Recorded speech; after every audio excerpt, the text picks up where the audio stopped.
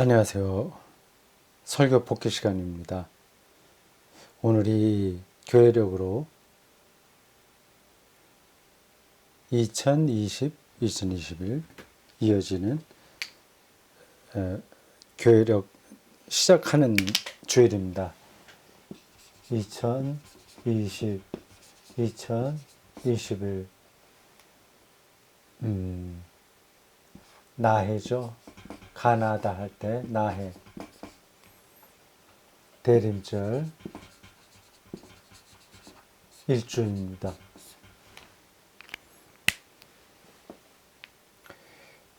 기독교 교회력의 시작이 대림절이라는 사실은 기독교 신앙의 본질이 뭐냐를 단적으로 보여주고 있습니다. 기다림이죠. 오늘 설교가 거기에 좀 어울리는 것 같습니다. 주 예수 그리스도의 날이에요.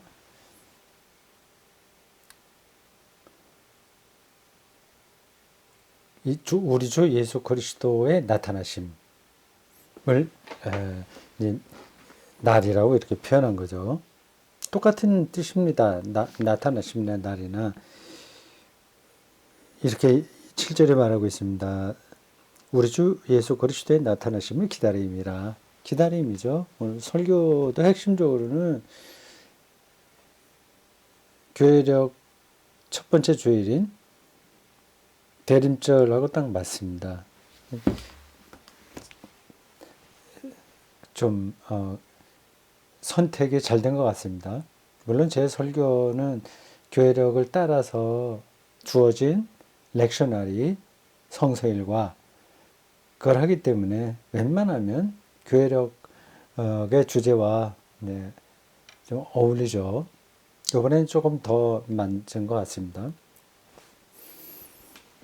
대림절이 기독교의 출발이다 하는 사실을 염두에 두시기 바랍니다. 제가 다른 때에도 이 대림절에 대해서는 여러 번 이야기했습니다. 그래서 다시 또 반복해서 말씀드릴 생각은 없습니다. 오늘 설교 내용이 바로 그 대림절 신앙을 이야기한다. 그런 정도로 생각하시면 될 것 같습니다.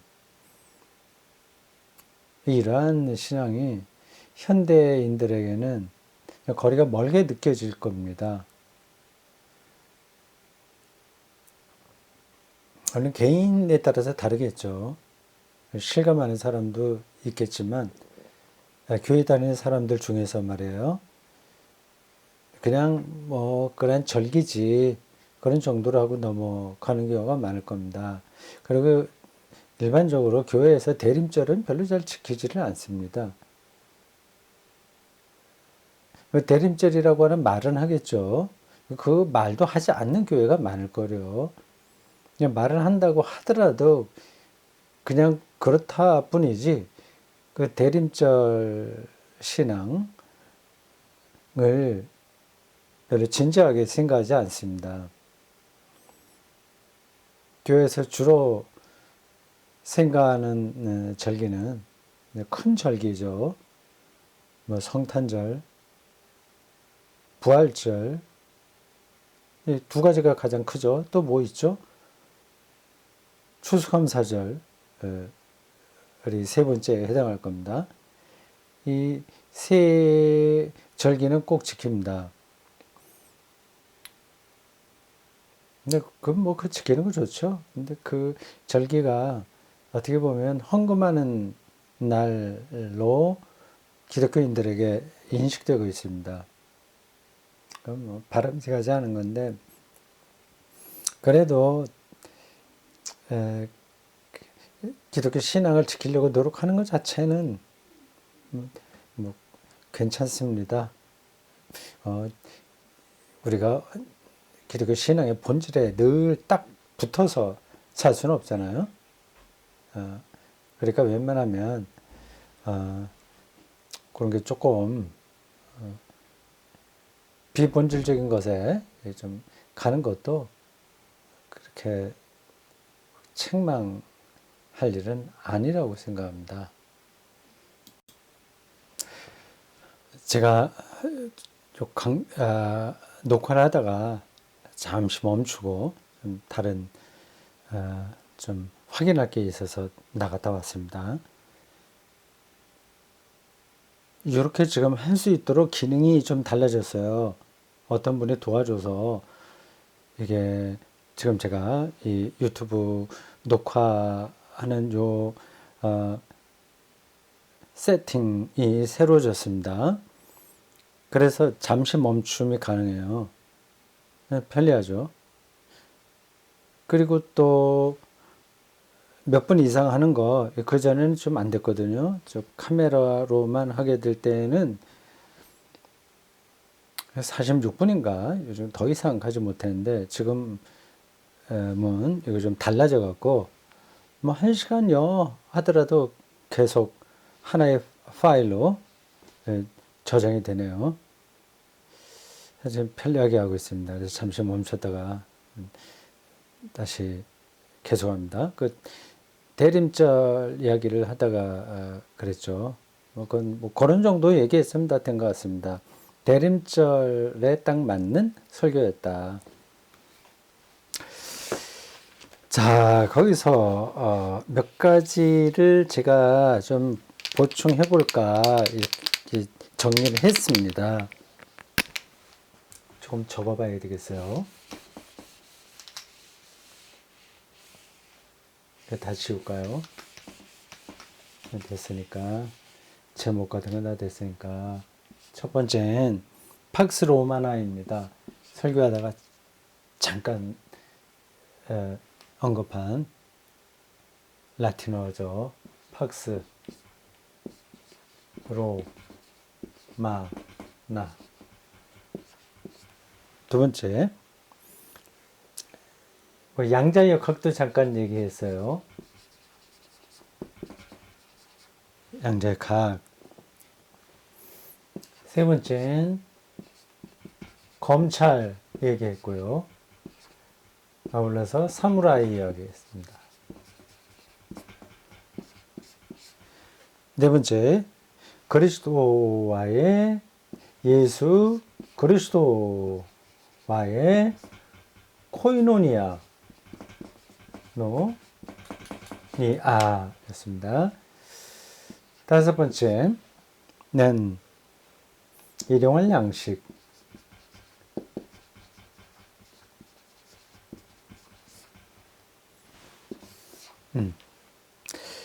이렇게 다섯 가지를 보충 설명해 볼까 합니다.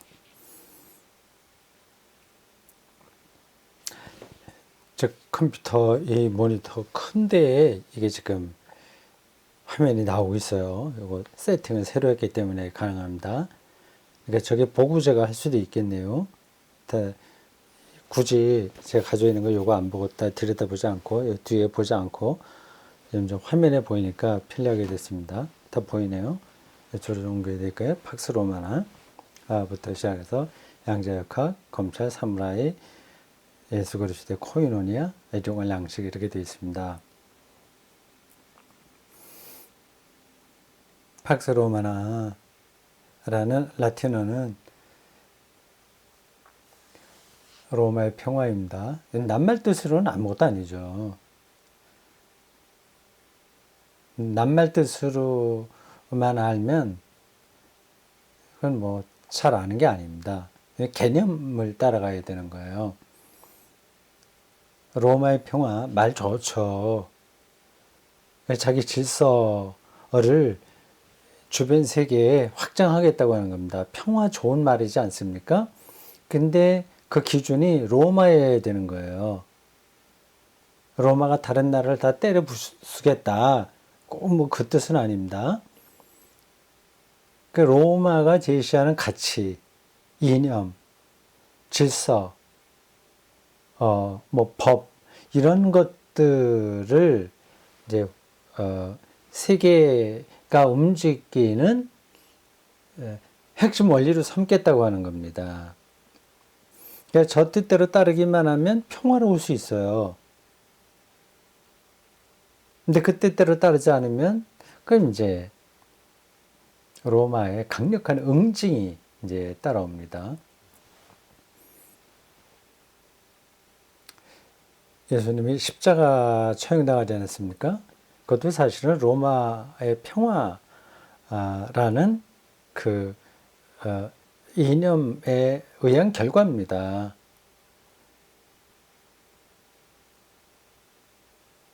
만약에 로마가 이 예수와 예수의 하나님 나라 운동을 로마의 평화의 위험 요소라고 생각하지 않았다면 그럼 죽이지 않죠. 십자가로 죽인다고 하는 것은 이 반역죄인들에게 해당되는 겁니다. 팍스 로마나는 예수 그리스도의 십자가 처형의 기본 논리다 그 얘기입니다.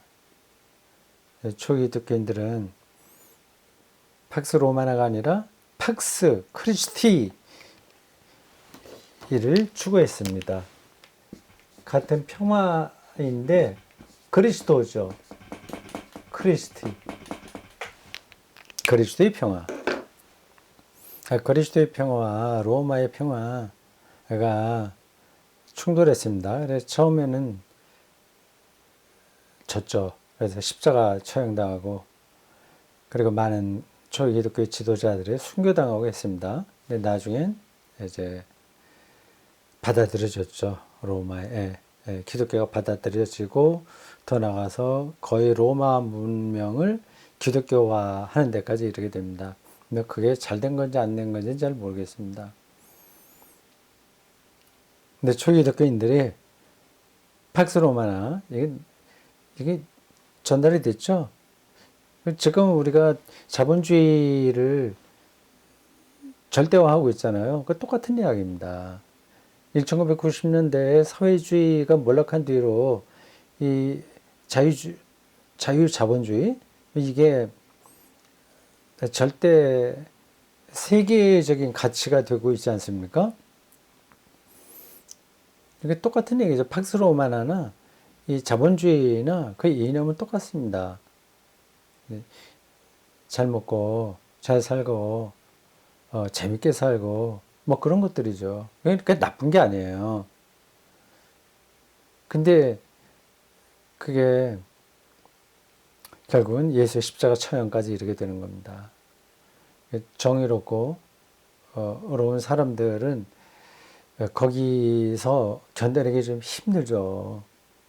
뭐 이걸 제가 길게 말하지 않겠습니다. 여러분들이 다 아시는 이야기예요. 보세요. 지금 누가 어느 공장을 운영한다고 합시다. 근데 다른 옆집에다 공장을 해. 뭐 공장이라보다도, 뭐 똑같은 얘기죠. 공장을 하거나, 치킨집 운영하거나, 식당을 운영하거나, 비슷한데, 저희가 직원들에게, 옆집 사람보다 옆집 직원들에게 하는 것보다 좀 더 인간답게 살아야 되니까, 뭐 50%를 더 임금을 주겠다. 그렇게 해갖고 그게 기업체나 아니면 식당이나 뭐 치킨집이나 이게 운영이 되겠습니까? 가능한 대로 적게 투자하고 사람을 잘 이용해서 이윤을 극대화해야 되지 않겠어요? 뭐 그런 얘기입니다. 그건 기본적인 그 경제 원리 문제인데 현재 뭐 어쩔 수 없습니다. 그런 세상이라서 거기에 완전히 반대하면서 살 수는 없는데 그 정체가 뭐냐 하는 것은 이제 알고 있어야 되겠다 그 얘기죠. 내가 팍스 로마나 이야기를 그때 왜 했냐 하면 예수를 그리스도라고 얘기하는 기독교인들의 마음속에는 더 이상 이 로마 황제 숭배, 로마의 정치 이데올로기에서 생명을 얻을 수 없다는 확신이 있었다고 하는 겁니다. 네, 그건 뭐 설교 시간에 얘기했습니다. 두 번째 양자역학 이야기를 했어요. 뭐 양자역학 자체에 대해서는 얘기하지 않았습니다. 양자역학이 물리학의 패러다임을 바꿨다.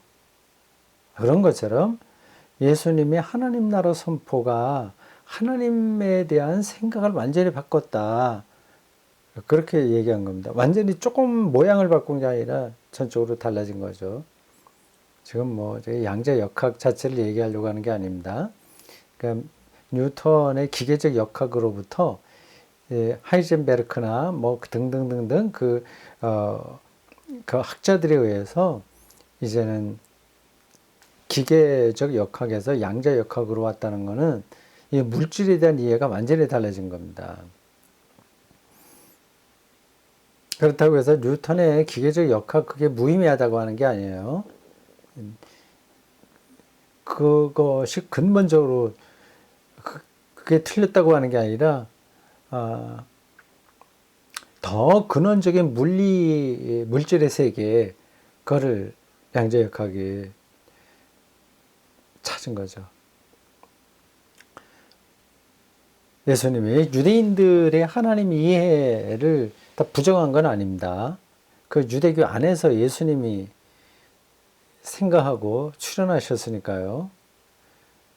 그러나 예수님의 하나님 나라는 유대인들이 볼 때에 도저히 받아들일 수 없는 거였습니다.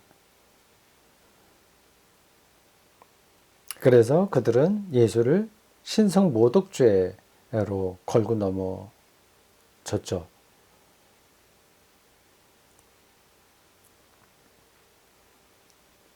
얼마나 다르기에 그렇게 양자 역학, 물리학에서 양자 역학과 같다고 얘기할 수 있냐? 질문할 수 있습니다. 예를 들자면 예수님은 하나님을 아버지라고 불렀거든요. 유대인들은 하나님을 그렇게 부를 수 없습니다.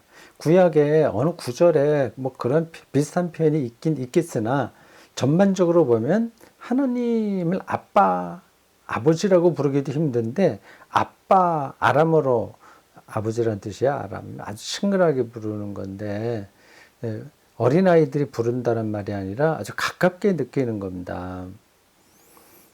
근데 유대인들에게는 하나님은 그렇게 가깝게 느낄 수가 없어요. 너무 두려운 존재입니다. 무서워야 될 존재예요.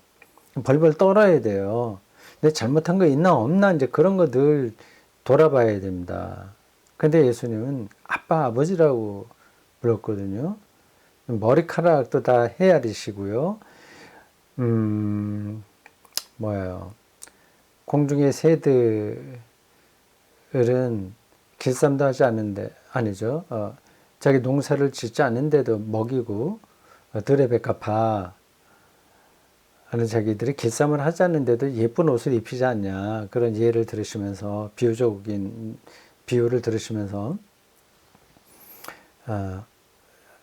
하물며 너희일까 보냐. 아주 친근한 아버지로서 하나님을 사람들에게 선포한 거죠. 메타노이아, 회개하라고 말씀하시잖아요. 하나님 나라 가까이 왔다. 더 이상 두려워하고 벌벌 떨어야 되고 내가 잘못한 거 있나 없나 내가 점수 따야지 율법을 통해서 내가 모범적인 사람이 돼야지 그렇지 않으면 나는 큰일 나지 뭐 이런 게 아니라 있는 그대로를 인정하시는 하나님을 이야기한 겁니다. 뭐 흔한 비유로 탕자의 비유 있지 않습니까? 거기에 아주 적나라하게 나타났죠. 둘째 아들이 뭐 다 탕진하고 이제 돌아오는데 멀리 저 동네 어구에 입구에 나타났을 때 맨발로 달려나갔나 어떻게 나갔나 아버지가 그 아들을 부둥켜 안지 않습니까? 너 왜 내 잘못했지? 네가 집에 다시 돌아오는 거 받아주긴 할 텐데 네가 잘못한 거 인정해. 보통 그럴 수 있거든요. 유대인들이 볼 때 하나님이라면 그런 분입니다. 일단 그렇게 잘못했다고 하는 걸 전제하고 그리고 그러한 책임을 져야 되고 그런 걸 다 해야 된다. 그걸 생각을 한 거죠. 그런데 예수님은 그냥 그 아들을 받아주죠. 대신 큰아들이 바로 유대인들의 입장입니다. 그 기생들하고 돈 허비하고 돌아오면 저 동생을 그대로 받아주는 것만이 아니라 잔치를 베푸냐. 도저히 이거는 용납이 안 된다. 그렇게 하지 않습니까? 완전히 다른 거죠. 다시가 아니라 저 끝번으로 가봐야 되겠습니다. 그 예수님 말씀, 하나님 나라를 얘기하다 보니까 그거하고 연관됩니다. 예수님이 그 하나님을 아빠, 아버지라고 얘기하잖아요.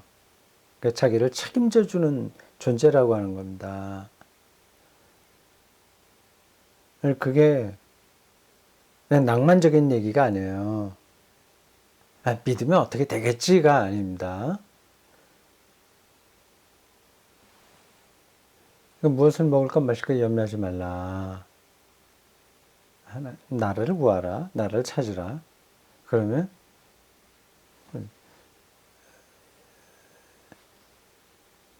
이미 구하기도 전에 다 주신다. 뭐 이런 말씀이시잖아요. 그 일용할 양식을 보십시오.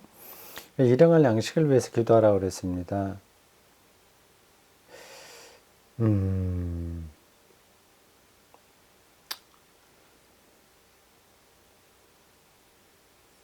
일용할 양식만 갖고도 충분히 그 어느 누구에게도 비해서 누구에 비해서도 부족할 것이 전혀 없을 정도로 행복하게 살아갈 수 있게 하신다는 얘기입니다. 그게 이제 하나님의 능력이고 하나님의 친근함이죠. 아빠, 아버지라고 부른다고 하는 것은 바로 그 얘기입니다. 아빠, 아버지는 그냥 옆에 계시기만 하면 충분한 거예요. 더 이상 다른 것을 우리가 요구하지 않아도 됩니다. 최소한도의 조건은 바로 일용할 양식입니다. 지금 일용할 양식이 없어서 힘든 사람들은 대한민국엔 거의 없습니다. 제가 정확한 액수는 모르겠습니다만 수입이 전혀 없고 연금도 못 받고 재산도 없고 가장 극빈자들 이런 사람들에게는 나라에서 상당한 액수가 나오는 것 같아요. 4, 50만 원 정도 나올까요? 얼마인지 모르겠습니다. 시골에서 산다면 이렇게 다른 사람이 하는 거 다 따라서 하지 않는 걸 전제로 하고 일용할 양식은 충분한 거죠. 이런 말들이 좀 너무 어떤 분들에게는 공허하게 들릴지 모릅니다. 지금 세상에 그렇게 정말 일용할 양식만 갖고 어떻게 살아? 그건 배부른 소리야. 만약에 그렇다고 하면 그래서 설교하는 당신이 지금 가지고 있는 거 다 가난한 사람에게 나눠주고 말 그대로 일용할 양식만 갖고 살아봐. 이렇게 얘기하고 싶은 사람도 있을지 모르겠어요. 우리가 실제로 모든 삶에서 성경 말씀대로 딱 맞게 살아야만 하나님 말씀을 우리가 따르는 건 아닙니다. 그리고 그래야만 설교할 수 있는 것도 아니에요. 그 방향이 그렇다고 하는 것을 얘기하는 겁니다. 그 사람의 영성이 따라준다면 자발적인 가난을 택할 수 있죠. 성 프란체스코처럼 그 탁발 수도회처럼요. 수도승처럼 다 이렇게 살 수 있습니다. 여러 가지 조건이 또 좀 맞아야 되겠죠. 가족도 없어야 되고 이런저런 조건들이 좀 필요한데 일단 방향은 그렇다고 하는 겁니다. 근데 현실 사회 속에서 딱 일용할 양식이 아니라 조금 더 있는 거 그 자체가 근본적으로 잘못된 것은 아닙니다. 다만 우리의 마음 자세가 어떠냐 하는 게 중요한 거죠. 그러니까 일용할 양식만 갖고도 충분히 행복할 수 있다는 사실을 믿어야 됩니다. 그게 이제 하나님을 믿는 거예요. 그게 잘 안 될 것 같습니까? 그냥 안 될 수 있습니다. 지금은 안 되죠. 지금은 우리가 너무 넉넉하게 살기 때문에 너무 피곤한 일들이 많을 겁니다. 근데 실제로 그렇게 되면, 그리고 우리가 하나님을 포기하지 않는다면 그런 능력을 주실 겁니다. 틀림없다고 저는 생각합니다. 그래서 좀 엄밀하게 얘기하면 우리는 결국은 세월이 가면서 일용할 양식만 갖고 사는 신세에 떨어지게 될 겁니다. 아무리 현재 많은 것을 가지고 있어도요. 일용할 양식도 없어지게 되죠. 죽음에 가깝게 되면 아무리 맛있는 게 있어도 먹지 못하고요. 가고 싶은데도 가지도 못하고, 말 그대로 일용할 양식 거기에만 결탁되어 있습니다.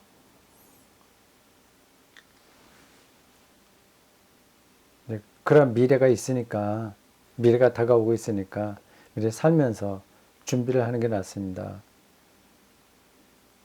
뭐 가능하다면 그런 영적인 능력이 주어진다면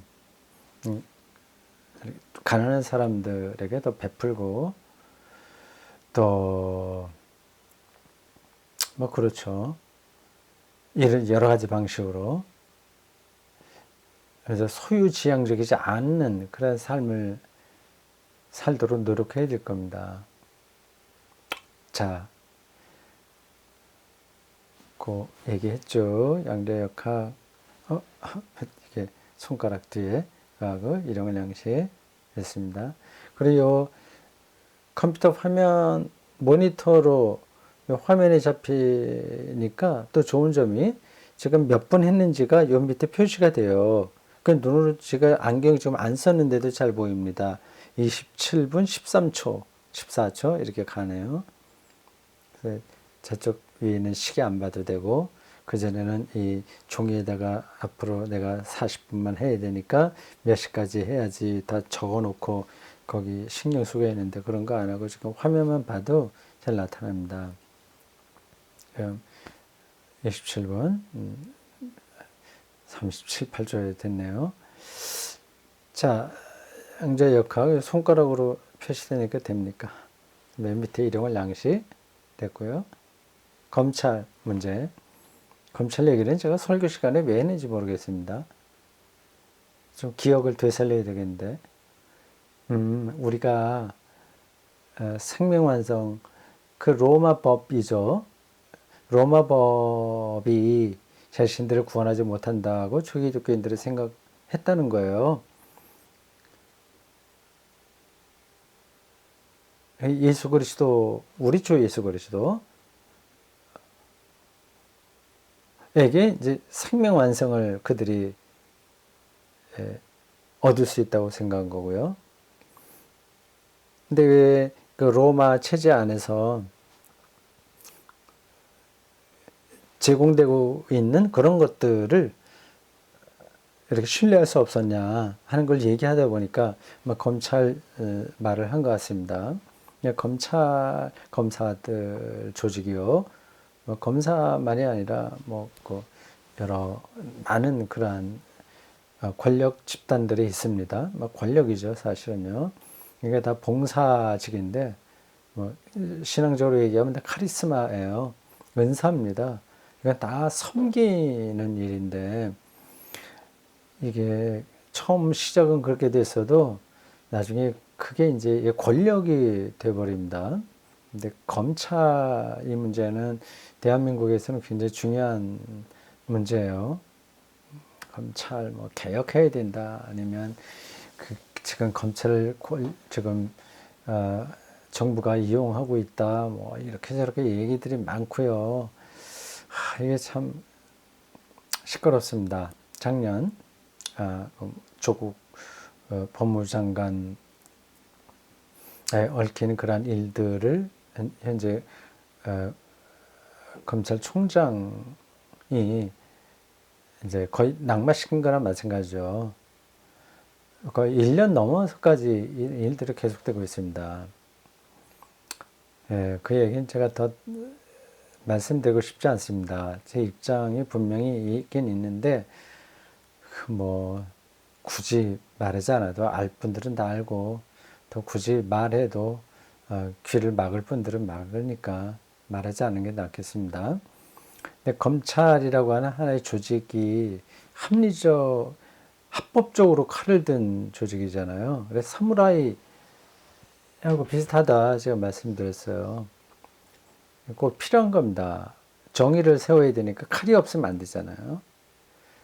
그리고 약한 사람을 도우려면 깡패들을 이제 칼로 처리를 해야 되지 않습니까? 필요한 거예요.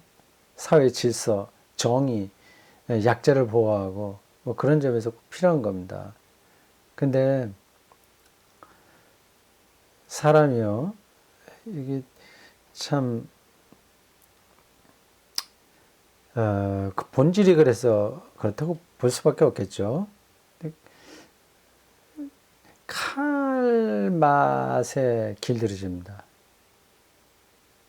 자기 칼에 몇 사람이 날아갔냐, 그게 기분 좋은 거예요. 중국 무협 소설 이런 데 보면 뭐 칼 쓰는 비법이 여러 가지 있습니다. 그 있는데 뭐 무림 고수 나오지 않습니까? 정말 고수들은 잘 싸우지 않죠. 그냥 허풍이나 떨고 그냥 조금 어느 정도 실력이 있긴 있으나 자기가 잘난 척하는 사람 칼제비들이 엉뚱하게 칼을 휘두릅니다. 근데 칼이 정의를 실현하기 위한 도구인데, 이게 거꾸로 돼갖고, 칼이 목적이 돼버릴 수가 있습니다. 근데 칼이 얼마나 잘 드나, 이거에 관심을 가질 수 있는 거죠. 그럼 우리나라 검사들이 뭐 몇 프로나 그런지 모르지만, 이렇게 드러나는 거 보면, 그런 사람들이 제법 있는 것 같습니다. 노무현 때도 그렇고요. 물론 좋게 사회정의를 세우려고 일한 적도 많이 있습니다. 근데 그렇지 않은 것도 많다는 걸 말씀드린 거예요.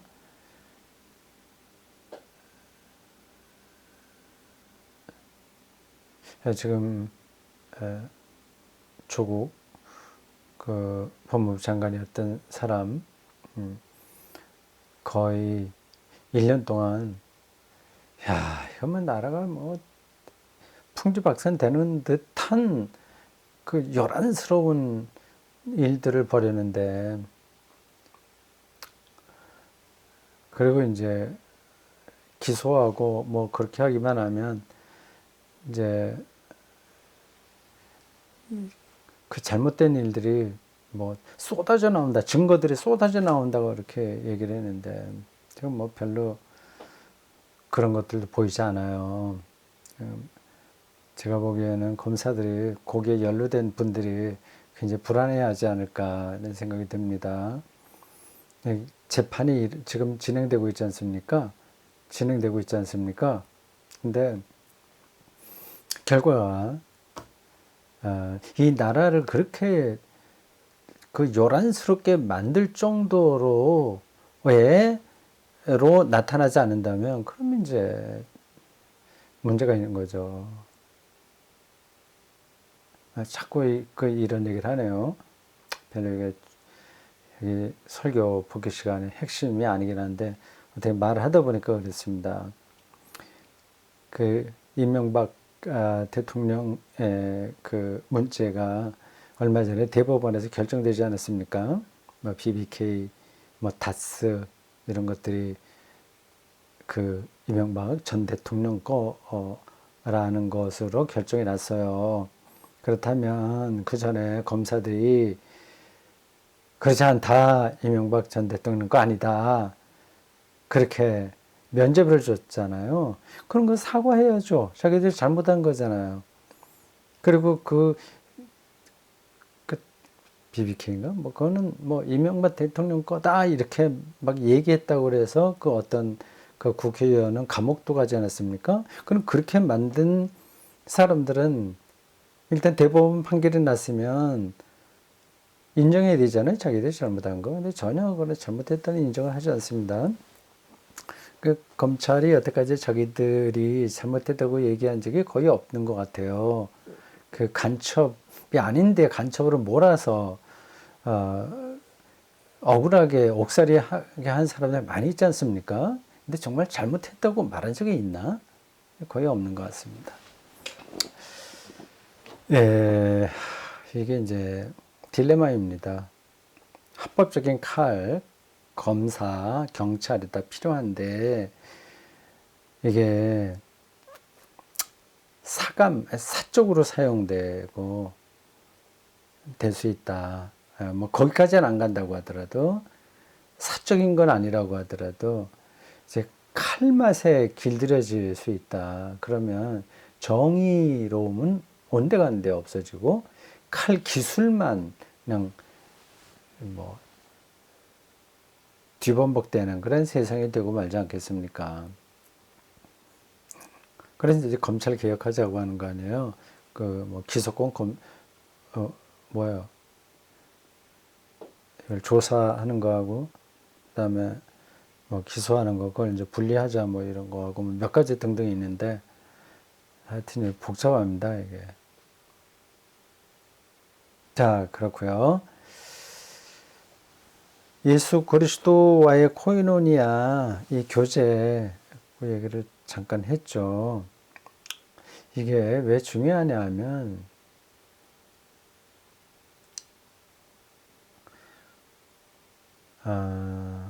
그래 교회 나가지 않아도 착하게 살고 그냥 자기 만족할 줄 알고 다른 사람 베풀고 무의자연의 차원에서 살 수 있는 거 아니냐는 그런 질문이 우리들에게 주어지기 때문입니다. 꼭 예수 믿어야 되냐 그런 거죠.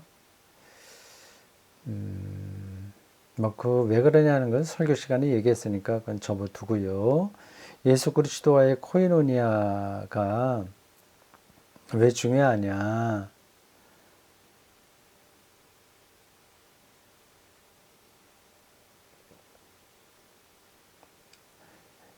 그분과의 코이노니아를 통해서 생명 충만을 지금 경험하기 때문입니다. 보세요. 인간적으로도 제가 정말 좋아하는 사람 혹은 사랑하는 사람이 있다는 것만 자체도 마음 편하잖아요. 마음 좋잖아요. 근데 그게 옆에 있다고 생각한다면 더 부러울 게 없는 거죠. 더 아쉬울 게 없는 거죠. 인간적으로도 그렇지 않습니까? 근데 예수는 전혀 다른 차원에서 우리가 사랑하는 사람입니다. 사랑할 만한 사람이고 의존할 만한 사람인 거예요. 그러니까 그와의 교제, 사랑하는 사람이 인간적으로 아까 말할 때 옆에 있는 것만 하더라도 마음이 편안하고 행복하잖아요. 근데 예수는 전혀 다른 차원에서 우리가 사랑하고 의존할 만한 분이니 다른 교회 바깥에 있는 사람들이 뭐 어떻게 산다 하더라, 뭐 자기도 행복하게 산다고 그냥 내버려 두세요. 살락하고 우리는 그 예수 그리스도와의 코이노니아 교제죠. 를 통해서 그리스도에게 임했던 하나님 나라 혹은 예수님이 선포했던 하나님 나라에 지금 여기서 참여할 수 있다고 하는 겁니다. 그런 면에서 그분과의 교제가 중요한 거예요. 도대체 그분과의 교제가 뭐냐? 그거는 더 생각을 해야 되겠죠. 교제. 여러 가지가 있겠죠. 일단 핵심은 그분을 아는 겁니다. 아는 거예요. 예수라고 하는 이가 누군지, 무슨 말을 했는지, 어떤 운명인지, 그가 하나님과 어떤 관계인지 그런 것들을 알아야죠. 인간적으로도 사랑하는 사람이 있으면 알아야 되지 않습니까? 그 사람의 취미가 뭔지, 그 사람이 무슨 책을 좋아하는지, 뭐 등등 그런 게 관심이 저절로 가잖아요. 그러면서 점점 가까워지지 않습니까? 예수와의 코이노니아는 예수를 아는 거다. 근데 한국 기독교인들은 그거 알려고 하질 않네요. 근데 자기 감정에 빠질 경우가 많습니다. 아, 내가 예수님 사랑하지. 예수 없으면 내가 죽지. 뭐 맨날 그러니까 이제 감상주의에 떨어져 버리는 겁니다. 그거는 감상주의는 다 나쁜 건 아닌데 일반적으로 전반적으로 볼 때 자기 감정에 떨어지는 겁니다. 그러니까 그거는 순식간에 누구를 사랑하는 것 같은데 뭐 소녀들이 사춘기 소녀들이 자기 선생님 사랑한다고 그러잖아요. 근데 선생이 누군지도 모르고 사랑하는 자기의 기분이 멋있는 거예요. 기독교 신앙도 그렇게 될 수가 있습니다. 그러니까 예수 그리스도의 코이노니아라는 게 단순히 감정적으로 내 믿음이 이렇게 막 뜨거워진다 그런 차원이라기보다 물론 사랑하면 뜨거워지죠. 근데 감상적으로 뜨거워지는 게 아니라 그러니까 자기 열망, 자기 연민, 자기에게 믿음이 있다고 하는 것에 대한 그 만족감 그런 데서가 아니라 정말 예수를 아는 데서 오는 거죠. 깊이 알아야죠. 그래서 공부를 해야 되고요. 자, 여기까지 할까요? 네.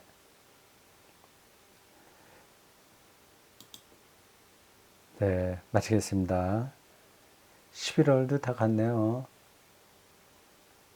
오늘이 29일이었고, 이거를 이제 업로드 하는 건 30일이니까 11월 마지막 날이고, 12월 한 달이 남았습니다. 네, 좋은 시간들이 되기를 바라겠습니다. 감사합니다.